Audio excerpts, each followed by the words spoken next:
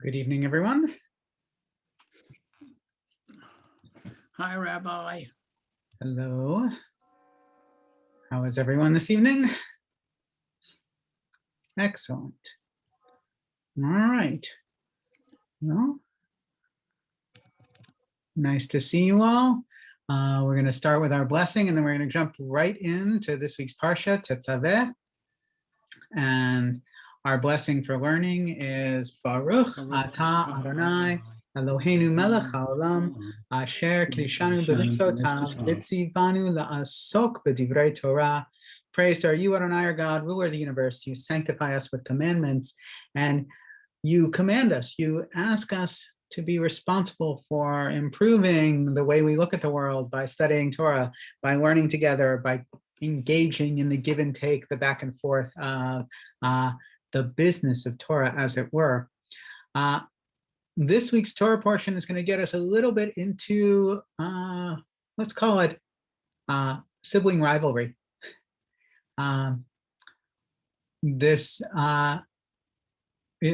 We are smack in the beginning of the creation of the priesthood. So really the question is, how do two brothers, one of whom is going to be the main mouthpiece for God on the one hand, and one of whom is going to be the high priest, get along? And one of those brothers is going to end up with being the hereditary ancestor of all the high priests, and the other, his family is not going to get that kind of honor. And oddly enough, it's Moses' family who doesn't get that honor.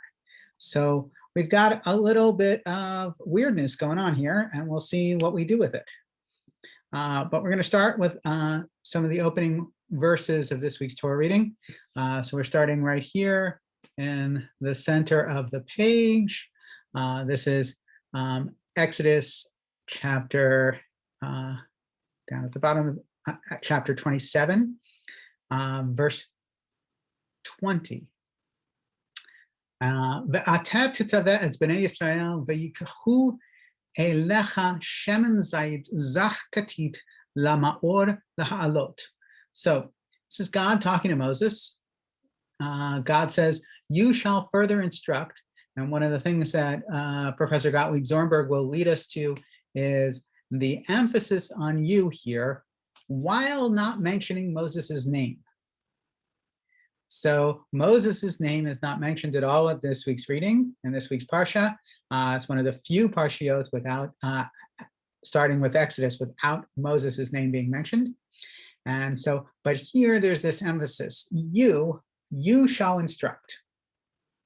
Why that emphasis is and why is that an emphasis? It's an emphasis because in Hebrew, one doesn't need to say you here. This first word, and you, is superfluous. It's additional because one can just say titzaveh. The verb itself includes the second person singular masculine pronoun, right? That says you, a man by yourself, shall instruct, shall command, right? Same root as mitzvah, titzaveh. The root of our Torah reading's name is that word. But we add here ve'ata, and you shall instruct. So how do we translate that into English? How do we end up with a reasonable translation? Well, it's an interesting thing. You have you shall further instruct on the left side of the page here to give that emphasis, and you have and thou shalt command in the old language. So there's an attempt to create some emphasis here. But in any event, you shall instruct the descendants of Israel, et bnei Israel, and they will take to you, or bring to you, depending on how you do it, shemen zayit zach, beaten olive oil, really good stuff, or pure olive oil, katit, beaten, pure olive oil, beaten out for the lighting and for the raising up of we'll find out the next thing for the lamps. And for the Ner Tamid, so for the constant light. So for those of you who have ever been to a synagogue, notice that we keep a lamp lit. Here it is. Here's the Ner Tamid, the eternal light, right here in this week's Parsha. It continues with the instructions. Again, these are instructions that Moses is giving, but Moses is not mentioned here. Moses is transmitting. Ba'ohel moed michutz laparochet asher al ha'edut ya'aruch oto Aharon uvanav me'erev ad boker lifnei Adonai chukat olam ledorotam me'et b'nei Yisrael. So in the tent of meeting, right, the Ohel Moed is the tent of the testimony, or at the tent of meeting, outside of the parochet, outside of the curtain, which is on the, which will be the assembly, the edut, the witnesses will extend it, namely Aaron and his sons are the people who are doing this. They're going to be there from evening until morning before Adonai. Chukat olam. This is an eternal law for your generations, for the generations of the Israelites, of the descendants of Israel. So we open up this week's Torah reading with this strange commandment to Moses, for Moses to instruct Aaron, and it's specific. You, Moses, need to do this thing to get Aaron and Aaron's sons to do their thing. And what's their thing going to be? Their thing is going to be this big responsibility.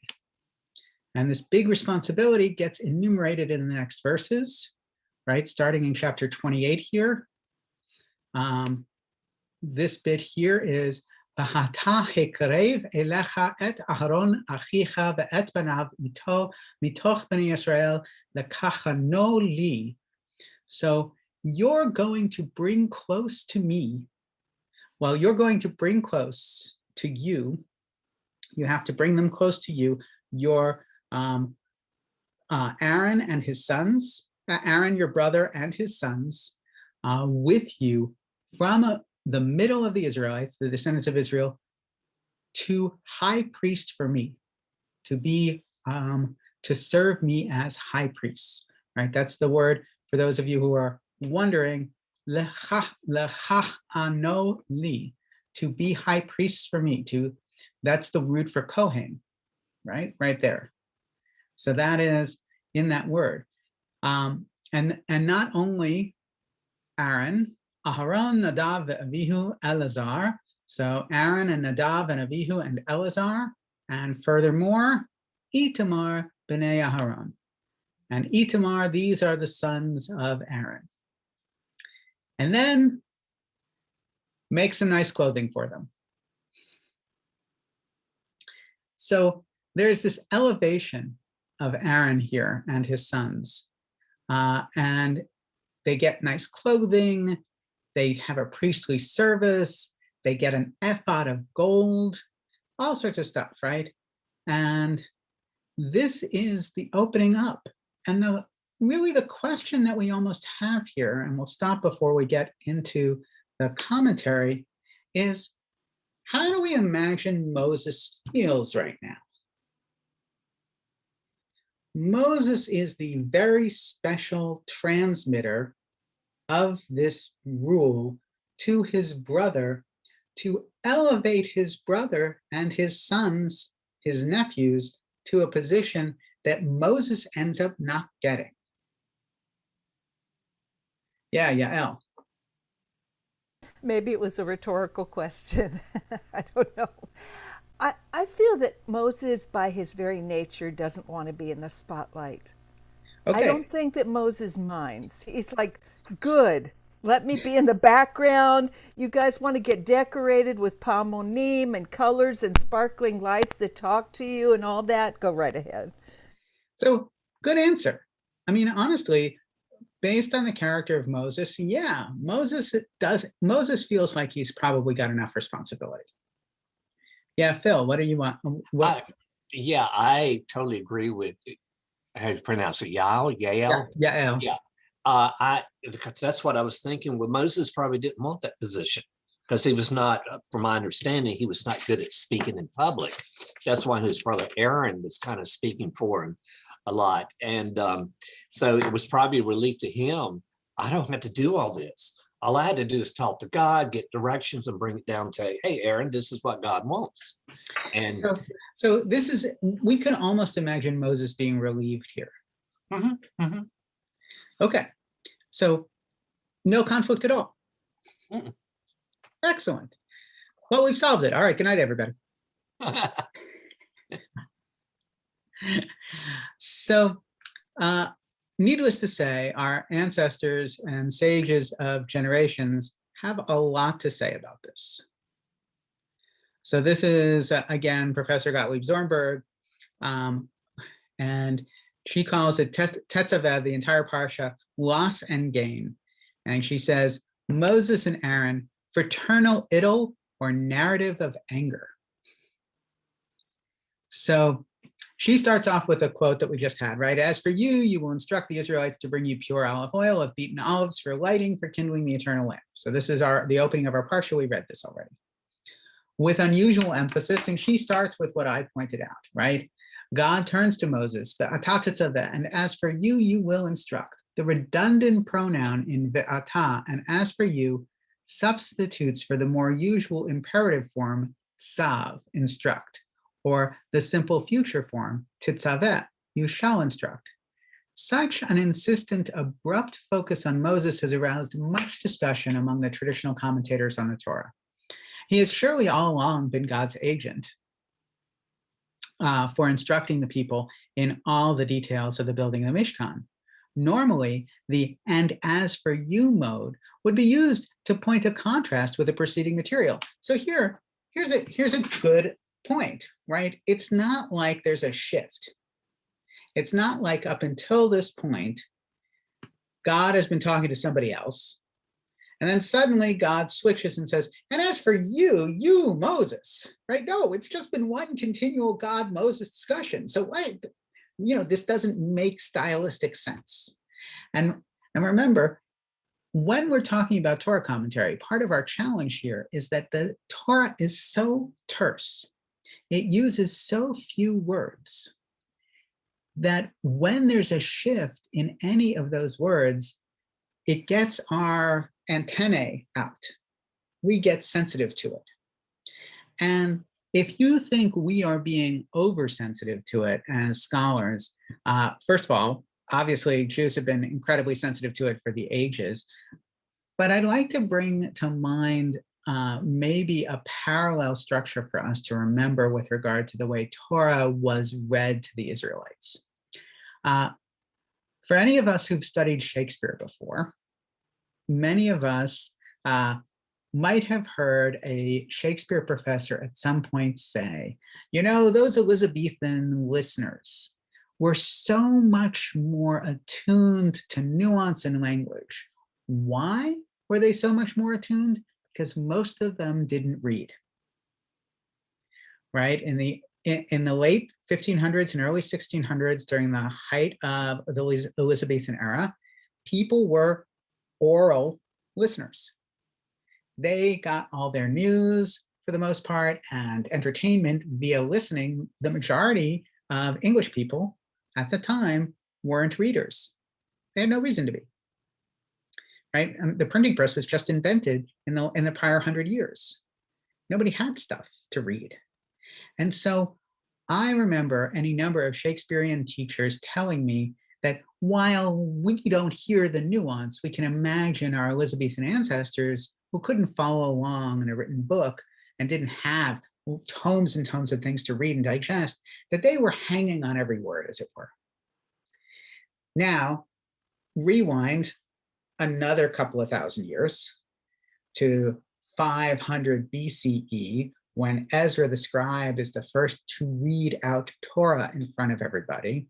One of the things that a biblical scholar, Dr. Elsie Stern, has brought to me about 15 years ago. She taught a lesson where she said that contemporary biblical scholarship really focuses on the idea that the Torah came at a time when everybody was illiterate except for these crazy people writing stuff down. And what did they write down? They wrote down the stuff that was hard to remember, because stories are easy to remember. It's why we have genealogies and lists and all these things that are really boring in the Torah, because they don't rhyme and you can't make a song out of them. But stories like Abraham breaking the idols, which doesn't make it into the Torah, are good color commentary. So we can imagine that the Israelites are standing there listening, and they too are hanging on every word, and they notice when a word is different. And the word may be different as a point where the reader is reminded to tell a story. In other words, it goes, and this, and this, and this, and then you hear, oh yeah, at this point, God's talking to Moses in this particular way. It's like a cue to the reader and explainer to say, pay attention, here's something special going on. We have been reading it this way for 2,500 years. This is the way we read Torah, that every one of these things that is slightly out of place is, watch here. There's something interesting to take note of. And now I'm going to tell you a story. So the idea, the catalyst to comment at these places where there's a difference is an ancient instinct, not a newfangled trying to, shoehorn more meaning out of Torah. We're doing the way it's always been done to a certain extent. All right, long explanation for a short point. Anyway, sorry about that. But here, even the verbs in the previous chapter place Moses squarely at the center of the action. Here we are at the bottom of the page. And you shall make the courtyard of the Mishkan, of the tabernacle, and you shall make the altar. This is all leading up to chapter 28, right? This is last week's reading in chapter 27, the plans for the tabernacle. And you shall make its horns, and you shall make the curtain of blue, right? So we got all of this. We had read some of it last week. And so we've got this sense that Moses is still in the center of the action, so there's no shift. Indeed, the direct instructions to Moses, you shall make, you shall place, you shall join, is a leitmotif, a regular pattern of the previous parsha without the emphatic pronoun ve'ata and you. What shift in focus requires the sudden use of ve'ata and you in a context where Moses is everywhere the subject of God's address? Right? It's not like this has been anything else but this laundry list of you need to do this stuff. So why does God suddenly say, and you? It's not like, you can imagine, right? Somebody talking to a group. You do this, you do this, you do this, and you do that. But here it's you do this, you do this, you do this, you do this, and you also do this. One possible answer is suggested by Ramban, by Nachmanides. In the case of the pure, so this is Nachmanides' commentary on this point. In the case of the pure olive oil for the eternal lamp, Moses is to play a personal role, not simply to instruct others to fashion the sacred objects. He personally is to scrutinize the oil for purity. So if you want to see, comment is, I think, actually right here. Right? Here is Nachmanides, the Ramban, you shall further instruct. So we have Professor Gottlieb Zornberg quoting Nachmanides from the 1200s, right? So here is his commentary. She's basically summarizing his point. Throughout the passage on the tabernacle, Moses is told, you will make in a verb form that automatically means you, even when the pronoun you is not written. The sense is that Moses is to have the things made by others. But when the pronoun you is specifically added, as it is here, Moses is being told, you yourself must personally instruct them. Similarly, Moses is told, you will bring forward your brother Aaron with his sons. He personally must call them and inform them that they are to become priests. But he is to instruct others to make sacred vestments and so forth. So Nachmanides is bringing forward this distinction.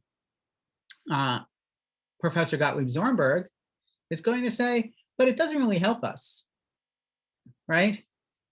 She says, Nachmanides' reading, however, leaves much unexplained. Why the personal focus on Moses in relation to the oil for the menorah? Why? Why should he be involved? What is to happen after Moses dies? Who will then take over this particular function? This is a good question. If Moses's role has no hereditary component, right? All the other tribes of the Levites, including Aaron's tribe, including Aaron's group, which become the Kohanes, right? All of these other family groups, they have hereditary responsibilities. Moses's family does not. So when we come up to, as we will in a couple of months, to the first chapters of Numbers, we hear about the specific roles for the different tribes of the Levites. Some of them take care of the tent, and some of them take care of the different instruments. Each of them has a different role. And that, of course, gets passed down from generation to generation. But here, it doesn't say that Moses' sons are going to take over on this role, nor are Moses' sons and their family distinguished as a particular lineage. So, a mystery. The unusual form ve'ata and as for you becomes more insistent and perhaps more challenging when we notice that it recurs twice within the first verses of the portion. And as for you, you shall bring forward your brother Aaron with his sons from among the Israelites to serve me as priests. And as for you, you shall speak to all who are wise of heart, whom I have filled with the spirit of wisdom to make Aaron's vestments for consecrating him to serve me as priest. In relation to two more instructions, Moses is placed at the epicenter of God's address, initiating his brother Aaron into his dynastic role as high priest and instructing the craftsmen who will fashion the priestly robes. In all three cases, Moses is singled out as the vehicle of God's will. And you, and you, and you. In all three cases, paradoxically, Moses is to assume a direct responsibility in an area that is specifically not his own. It is his brother Aaron who will tend the eternal lamp, who will function as high priest, who will wear the priestly robes. Attention, therefore, accumulates around God's address to Moses. Some mysterious train of thought is continued, running against the grain of assigned function. Implicitly, enigmatically, mysteriously, it is Moses who represents the dynamic out of which the priestly function takes its vital force. So this is really interesting. What Professor Gottlieb Zornberg is asserting here is this idea that Moses has to take a personal role in creating the role of the high priest. That in everything else, he can instruct somebody. But in this, he has to take particular care. Now, we can think about this in terms of relationships. The Moses-Aaron relationship has been a key relationship that hasn't been talked about that much, right? They both stand at the center of the appeals to Pharaoh. They both are involved in all sorts of stuff together, but the details of it are not that big, are not explained. And here, what if here, what God is doing is saying, hey, Aaron has a special role, and it is your special role to elevate him to it. He can't do it without your designation. You not only need to serve as the conduit for my instructions here, you need to serve as the vessel, the vehicle for taking some of what is Moses's central stuff and adding it to Aaron's. That you have to give up some of this in some way. And as Phil and Yael and Bob, you all pointed out and nodded vigorously at the beginning, Moses wouldn't be reluctant to do this. Moses would be happy to sort of power share in this way. Please, get me out of the way. Give me a break. Give me an hour off once in a while. Let me spend some time with my wife, who I barely know anymore. So the larger context of the enigma reveals an additional complication. This parsha, which is concerned with the priesthood, its function, and inaugural processes, contains not one mention of Moses' name. This is, in fact, the only parsha in the last 4 books of the Torah that does not explicitly mention Moses or include Moses as narrator. Most exceptional is the absence even of the formula, and God said to Moses.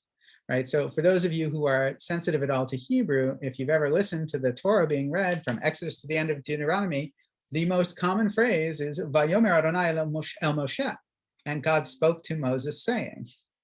Right, comes trippingly off my tongue, and it is why none of those words are the name of a parsha.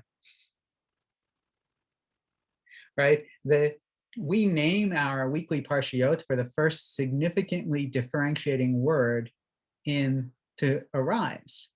And Vayomer Adonai el Moshe lemor, and God spoke to Moses saying, is so common that none of those words could be named, could name a parsha, because you wouldn't know where to put them. Baal HaTurim connects the absence of Moses' name with his own self-sacrificing offer to God. Erase me from your book that you have written. This suggestion clearly assumes the Midrashic chronology we have discussed in chapter 7. That is, before the instructions for the Mishkan were given, the people sinned with the golden calf, and Moses was moved to plead for their survival by offering his own life. If the people are to be destroyed, Moses asks for all record of his own name to be deleted from God's book. Get rid of me too. I want no part of this, right? If you're going to do this, leave me out of it. You can imagine 2 friends talking to each other that way, Moses and God sort of having a debate about the fate of the Israelites in the wake of the golden calf. And of course, the golden calf is still, we're still operating under this weirdness that the golden calf takes place out of order, right? That it took place before all these instructions. It is this Moses-free text then that is introduced by 3 occurrences of the emphatic address to Moses and as for you. The paradox is compelling. Absence and presence, anonymity and insistent naming, Moses's role becomes both conspicuous and problematic. Another way of focusing the paradox is to notice that the Parsha is almost always read during the week in which the date traditionally associated with Moses's birth and death occurs, the 7th of Adar, which is close to where we are. We're a little farther along this year because of the vagaries, right? Purim is this week, so Purim is 14 and 15 Adar, so we're a week late. The tension set up between absence and presence is reflected in a liturgical dimension, which evokes the mystery of a life that ends on the same day it begins. And yes, of course, historically, Moses dies on his birthday. Birth and death, gain and loss are figured in the reassuring intonation of ve'ata, and as for you, in a context where his name is absent and Aaron's name dominates. Aaron's name indeed occurs 7 times within this passage. So what I find really interesting is that we hit upon, I think, a good explanation for this, that our ancestors, our sages, and even Professor Gottlieb Zornberg aren't coming to right away. That is, we hit upon this idea that maybe Moses is finally glad to sort of leave something aside, and that here God gives Moses an out. And if you think about it, sometimes the best thing a friend can offer is, hey, I see all that you're doing. This thing you don't need to do. I'm going to let you hand this off. I'm going to give you the opportunity to exit center stage for a moment. And maybe it's only our sages, call it sibling tension about being important, that ekes through here, that they're the ones who are hung up on whether or not Moses is upset about this. Yeah, El, you're muted. Did you want to say something? I'm talking to myself. I don't want to interrupt you. That's okay. Interrupt away. I mumble to myself so that I won't keep interrupting you. It's fine. All right. No, I was just So, saying that they were projecting. They that's what happens. Sometimes people read it and they say, "Well, I wouldn't feel that way," but we're not Moshe. and here, one of the things that we may bring as readers to this text more than our ancestors, right? Sages of the past, I will guarantee, are better learned in Jewish text than I am. They are definitely more schooled in Jewish law and the history of Midrash and all these other things. I think our ancestors have all of that over me. But one of the things that I think we have is that in the last couple of 100 years, really since, well, 400 years, since Shakespeare, we have been working really hard on reading into the perspective of someone else, right? It's something that's really a phenomenon of modern literature. And if we start the modern period with Shakespeare, that's not unreasonable, where it's very important for us as readers or for writers to think about what this other character may be feeling that's not a projection, as Yael said, right? How is Moses different from who I am, as opposed to how is Moses feeling like I would feel? And this is a very interesting twist, right? Historically, Jews have been really excellent at exegesis, right? We really do our best to not bring our conclusion to the text, but try to figure out what the text is telling us that's different from what we think. But here, we're going one step further. I'm glad to hear, Barbara. I'm sorry your internet is unstable. I'm glad you're not protesting to what we're talking about. But here, what we're seeing is, call it an exegesis of personality character. We're attempting to read how it is that a person thinks differently, as opposed to how it is that I might see myself as that person. In other words, when I'm going to put myself in Moses's shoes, I'm not going to take my shoes and stand in Moses's place. I'm actually going to try to put on his sandals and see how different they are. And here, we're all saying, you know what? Moses is not that concerned about his own importance. Moses is different than we might imagine. All right, so here, however, we've got a midrash, right? The subliminal tension in the relationship of Moses and Aaron is the subject of a penetrating midrash. Now we get into this question of where did Professor Gottlieb Zornberg get this stuff from? So, and as for you, you shall bring forward your brother Aaron. It is written, if your Torah had not been my plaything, I should have perished in my poverty. So this is from Psalms. When God told Moses, as for you, you shall bring forward your brother Aaron, he did him an injury. God said, I had possession of the Torah and I gave it to you. If it were not for the Torah, I should have lost my world. This is like a wise man who married his relative, and after 10 years together, when she had not borne children, he said to her, seek me a wife. He said to her, I could marry without your permission, but I seek your cooperation. So said God to Moses, I could have made your brother high priest without informing you, but I wish you to be great over him. So this is really interesting. Going back to the who's reading this and what their conclusions are here, right? Our writers of the Midrash are saying God is skipping over Moses for the high priesthood, and that this could be viewed as a serious insult. But instead, God is saying to Moses, I'm going to make Aaron high priest through you. So it's not me skipping over you, it's you designating Aaron, elevating Aaron. So you're still going to be above him. you're the agent of the appointment of the high priest.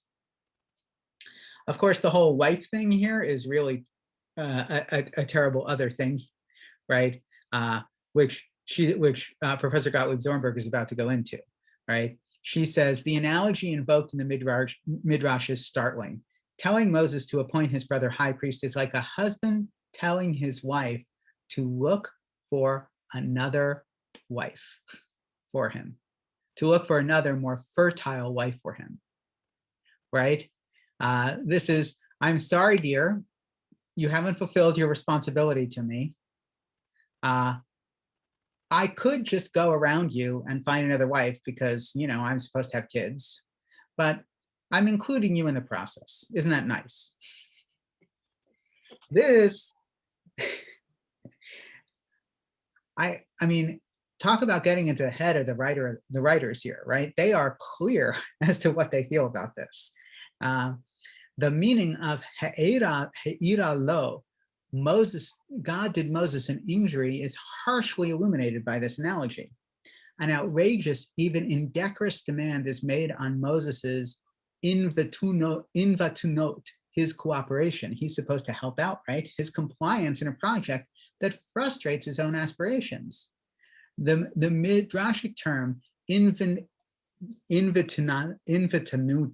is humility. It's derived from the word anav, which means humble, which the Torah, in a rare moment of explicit character portrayal, describes as Moses's dominant characteristic, right? In Numbers, we all hear Moses was a very humble man, more so than any other man on earth.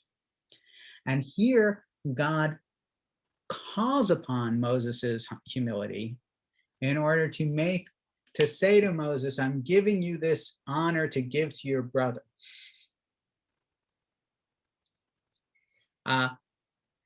Significantly, the term invatunut is used in the parable of the wise man and his wife, while in the narrative of God and Moses, it is translated into the demand that you be great over him.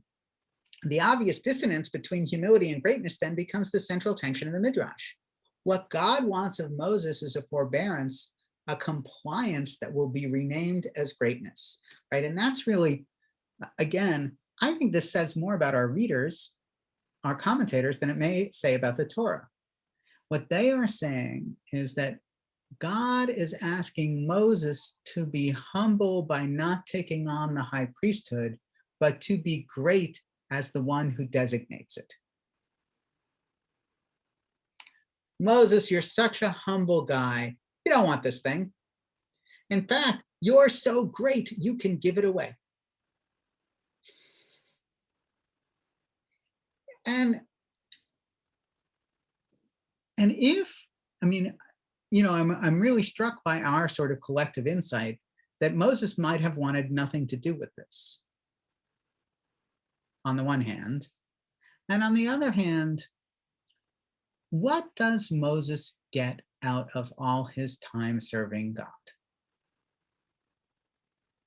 And from the perspective of our sages, what we see here is they understand that it's not so much the day-to-day responsibility that Moses is getting taken away from him.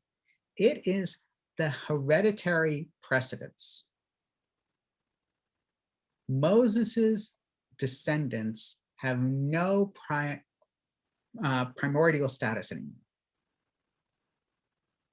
They will be just normal Levites. Now, oh, somebody has a question.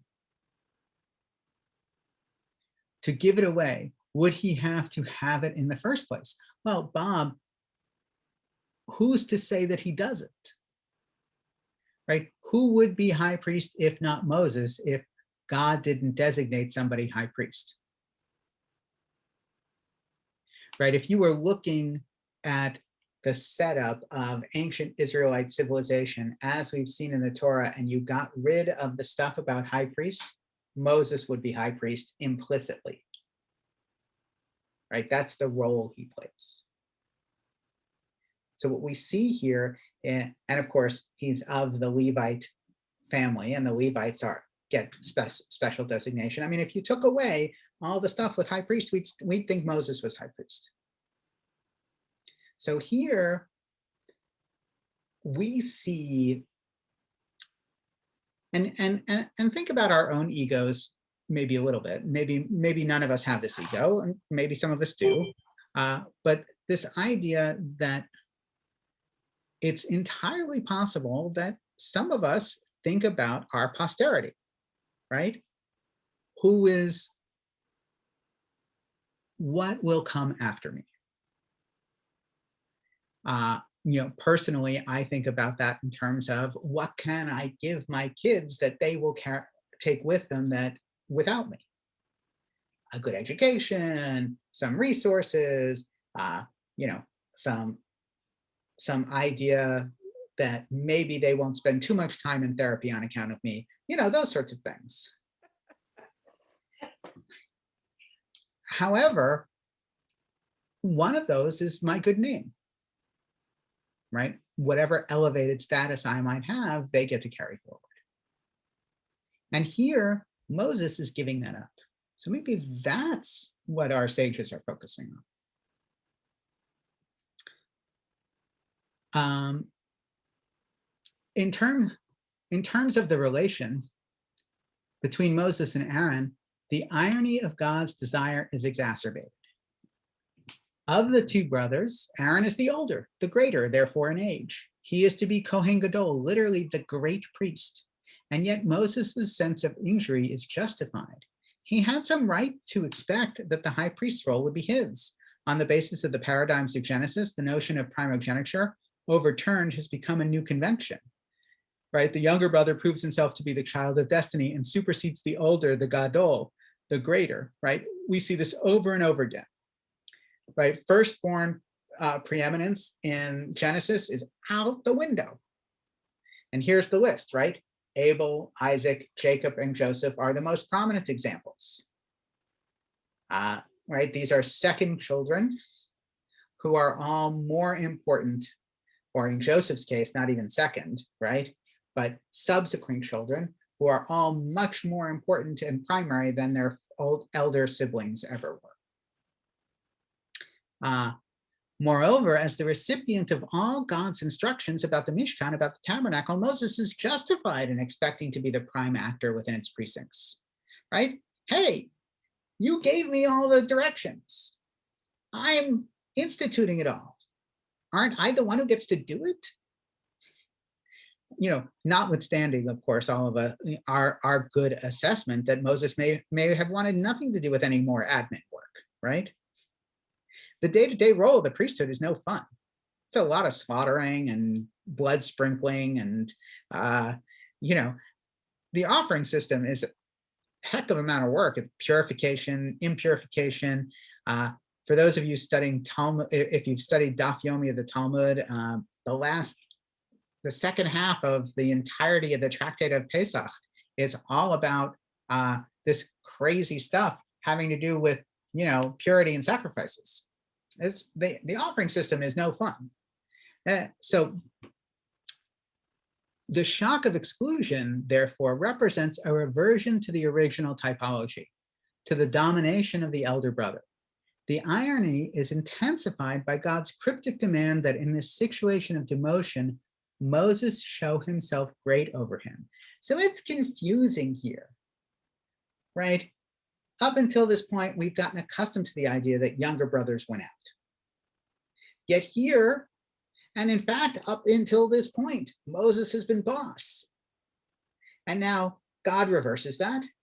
But God says in the Midrash, still you will be great over him.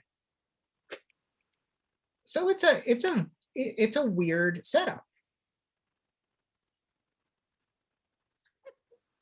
Yes. Moses.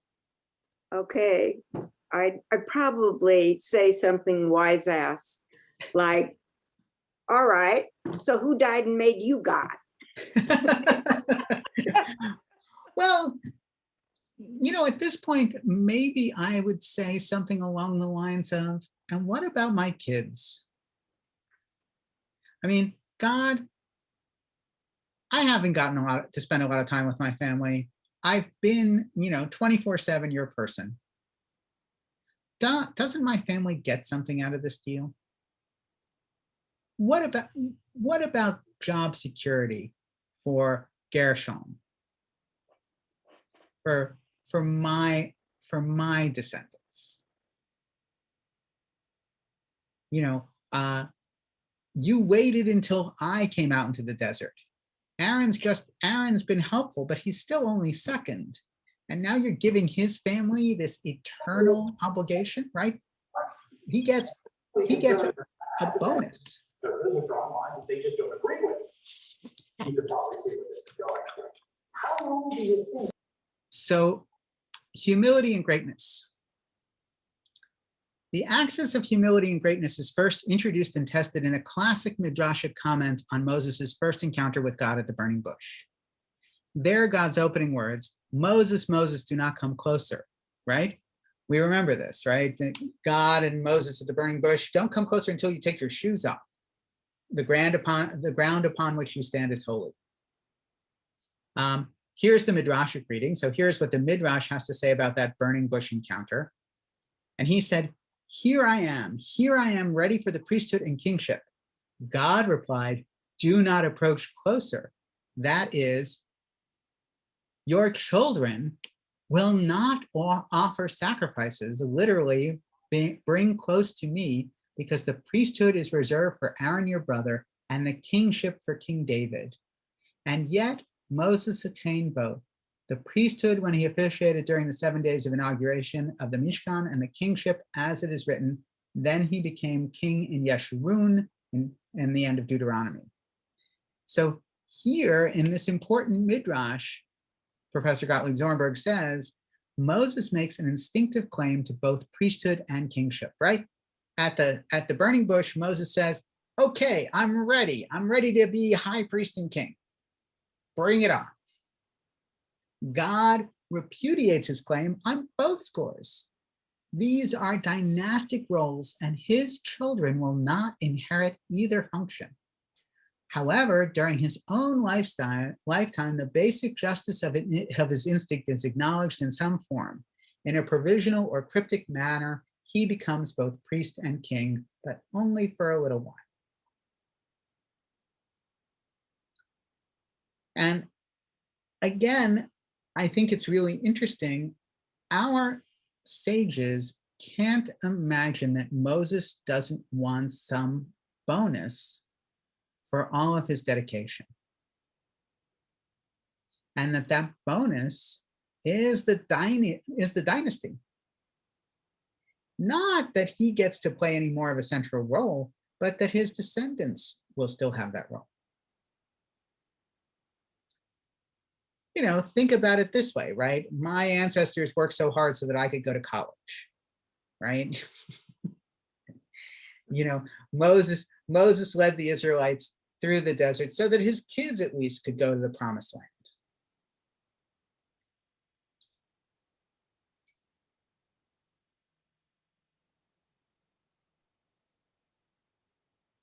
The complexity of Moses's relation to greatness is thus indicated at the foundational moment at the burning bush. His famed humility is not a lack of aspiration or of conscious genius. He is attuned to the two possible modalities of greatness, priestly and kingly, sacred and political, but God inhibits him. Do not come closer. Al tigrav halom. Don't approach. And later confronts him with the shock of ve'ata hakriv. You will bring your brother close. Initiate him into the priestly role that I have denied you from the beginning. In this midrashic parable, the husband asks his wife to find him a new wife because she had not borne children. In terms of Moses' situation, the notion of infertility both invites and resists translation. Some core function has not found expression in Moses' relation to God. Because of this failure, Aaron is to replace him. The notion of a sterility that is represented by Moses' loss of the priesthood evokes a poignant sense of his dis-dynastic fate. His biological children are not his spiritual heirs.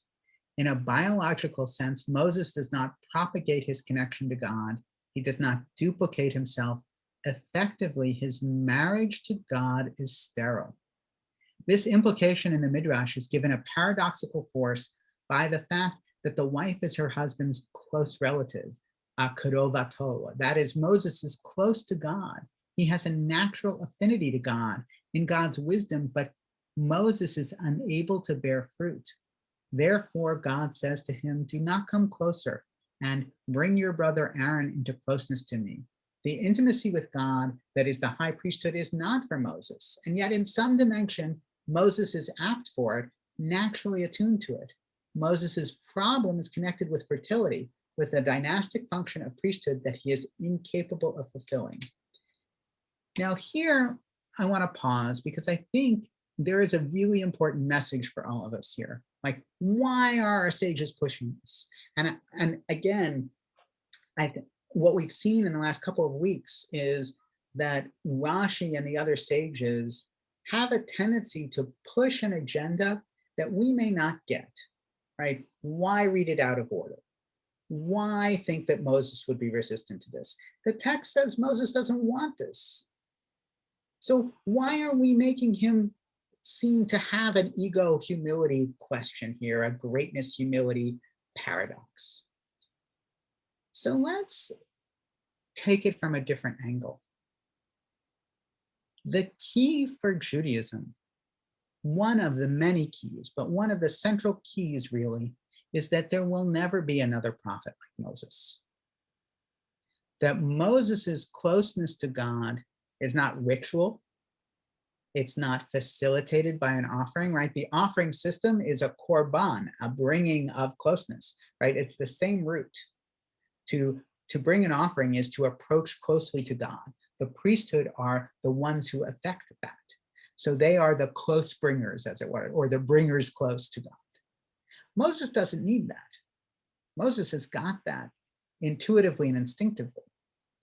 But remember that as we close the Torah in Deuteronomy, one of the key elements of that closing of the 5 books of Moses is there will never be another prophet like Moses. We, our sages, have to justify that Moses gets no inheritance to pass on. Moses gets no dynasty because to a certain extent, they are closing the constitution of Judaism with the end of Deuteronomy. There can be no one who can make a claim like Moses that their words are more important than Moses. We have created a conversation that must start with these 5 books. We are an argumentative people who can challenge almost any assertion, no matter how grounded in text it is. And so our sages are being particularly specific here. Aaron has no claim to revelation. Aaron didn't get to talk to God. The high priesthood has no dynastic claim to being able to gainsay the words of Moses. They are not Moses's kids. There's a full separation of powers there. Furthermore, there's a full separation of powers between the spiritual world of Judaism, which is, by the way, tax collecting, right? We are a very pragmatic people. The priesthood is all about taxes, right? People bring offerings 3 times a year. They sustain the priesthood. They maintain the centrality of the religious life in Jerusalem. This is a very pragmatic societal setup to centralize the authority, the spiritual authority, the authority that God has given us to worship via one family or one group of families, one tribe. And that tribe also is limited. They're not allowed to have any other profession. So they're given a power and constrained. What's the power of the monarchy? The monarchy doesn't get to legislate. They're entirely the executive branch. All they get to do is, foreign affairs. When they stray into taxes, it gets murky and problematic, right? Solomon's use of the power of the purse to raise money and labor for his palace and the building of the temple is a major, major controversy that leads to, the splitting off of the 10 northern tribes and all sorts of stuff. The monarchy has its own power, and revelation gets moved to outsiders who are a check on both the other powers. The prophetic power is not hereditary. God chooses prophets. Prophets get raised up from the people, and they are outside critics. So we've got these three separation of powers, and we see our sages making a clear declaration here, a deep delineation that nobody gets to act like Moses, who is king or priest. Those are not prophetic rules. If somebody is a king or a priest and they claim that God is talking to them and changing the rules of Moses, they are wrong. And this is this sharp line here. Bob asks, how did Aaron feel about being picked for Gadol priest and Moses, his brother, did not get it? So Aaron is characteristically tight-lipped on this. Aaron doesn't talk a lot at all. So we don't have a whole lot of internal feelings from Aaron. We do have a sense that Aaron and Miriam in particular do have some jealousy issues with Moses. So one can only imagine that Aaron feels compensated a little bit for having his family become high priest. But I think, in my mind, right, we're always trying to push what's relevant about Torah. And here, look at the way the world works today. When we know what job we are designated to do, and we're given good instructions, and we know our limits, we call them boundaries. We have healthy, functional job life, family life relationships because there are limits. And what God and Moses are doing here, and our sages are imposing it quite strictly, right? Saying that Moses's temptation might be to see fewer limits if it benefited his family. Because all of us would be tempted to do that. All of us might be tempted to push beyond our boundaries if it might be better for our descendants. A little more. But here, the Torah's deep message here is accept those limits. This is your role, that is your role, accept that they're both important and different.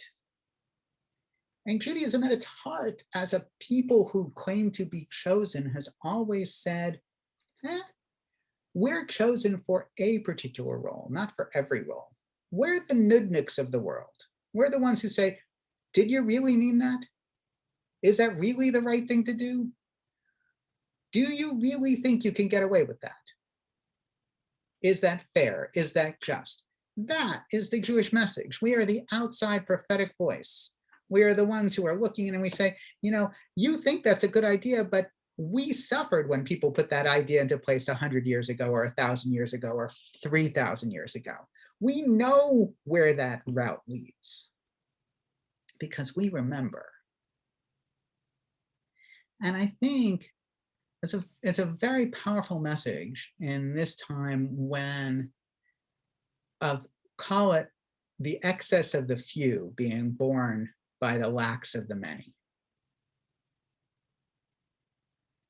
My mother is a very well-connected, wonderful person who's almost 75 who already has her vaccination, right? Because she's in New York City and, she can pull the right strings. She keeps on asking me, are you getting vaccinated? I'm like, there's no one in my family who qualifies to get vaccinated early. Our kids are in school, thank God. We're not pushing any boundaries. We'll get vaccinated when our doctors can get us vaccines. And our kids can't get vaccines anyway because it's not safe for kids yet. So figuring out what's reasonable, what's, to use a common phrase, how to stay in our lanes, right? But more importantly, how to figure out what it is we can do and how doing that better might actually help other people do what they can do that's different and do it better as well. We're not viewed like that. What do you mean? We Jews are not viewed like that? We are viewed as not staying in our lane. We're going to take over the world. We're going to, do the whole thing. And to which I would consistently point out, if anything that was said about us in the realm of conspiracy theories were actually true, we would be so much better organized than we actually are. It's true. I mean, there was a conspiracy theory that somehow or another, all of the Jews knew in advance and didn't go into either of the Twin Towers on September 11th. Yeah. Yeah, Alana says, I'd be so much richer. Yeah, where's my check from the International Jewish Banking Conspiracy? They've missed the last 50 years. Right? Where's my space laser? Well, I got my vaccine just because I'm Jewish. I thought it was because you had a special dispensation for only being 35. I do. Next week is my Torah portion. I know. Okay. So when somebody said that thing, right, that somehow the Jews all got out of the Twin Towers and no Jews died in the Twin Towers, I said, do you know if any Jewish person actually had a way of contacting us all the time, every single one of us would be getting a fundraising call from the United Jewish Communities every day. Right? We would be using that for the worst possible reasons. I'm sorry, we see you've only given $18 in the last week. You're overdue. Well, we got out of the towers because Jesus, our head honcho, texted all of us in time. If only. Yeah, Elle, you wanted to say something? I see a theme in this parashat. I'm so glad you brought all these points up. There's a theme for me about the misperceiving of the temptation of glory. I've seen it so much in my life, and so many of us are swept away by that.